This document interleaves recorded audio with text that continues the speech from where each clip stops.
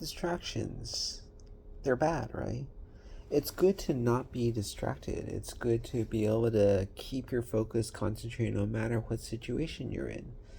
Like for me, the past few days, given our hotel room doesn't have AC anymore and it's a heat wave in Portland, like 106, it's pretty difficult to concentrate and do stuff. And with stuff happening at work and in life, you really lose focus. And sometimes you wonder if it's better to be oblivious, right? To not know what's going on, to just focus on what you're doing. And I find that difficult to answer because, life is complicated. Life is full of stuff happening, full of circumstances. And while I admire the people who have single minded dedication, you wonder at what cost, right? The absent minded professor who misses his daughter's wedding because he's working on his newest, latest invention. He creates something marvelous, but he misses out on life in the meantime. And you think about life and what it entails, right? There's long term goals, big dreams, and there's your interactions with people around you. I used to think it was wonderful.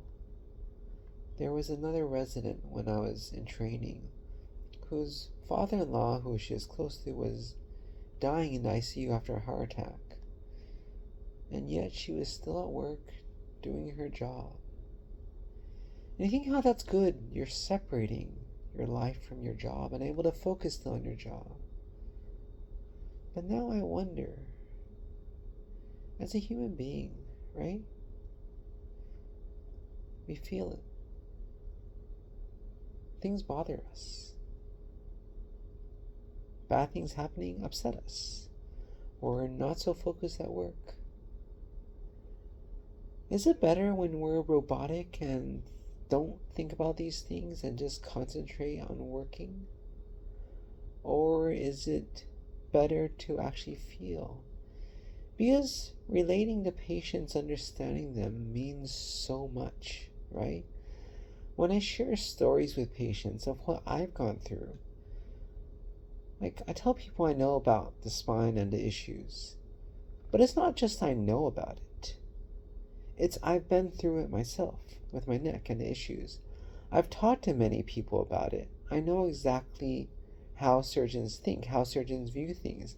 I know what you have to go through to get them to do surgery on you, what won't work, what might work.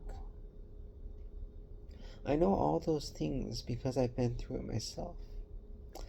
I used to have a question whether or not it's better to have doctors who are healthy or doctors who have illness. See, the thing is, doctors who are healthy show up to work. Doctors who have illness sometimes may miss work because they're sick. They cannot show up. They don't feel good. They cannot get up. But is it better to have a doctor who empathizes? I mean, don't get me wrong, not all doctors who are sick, not all doctors who have an illness understand how it is from a patient's point of view. But I think it is useful to have doctors who are human, who interact and relate to their patients in ways that make them feel comforted and loved. Because at the end, isn't that what we do as doctors? We care. We may not be able to fix people, but we could show them we care. And that's more important.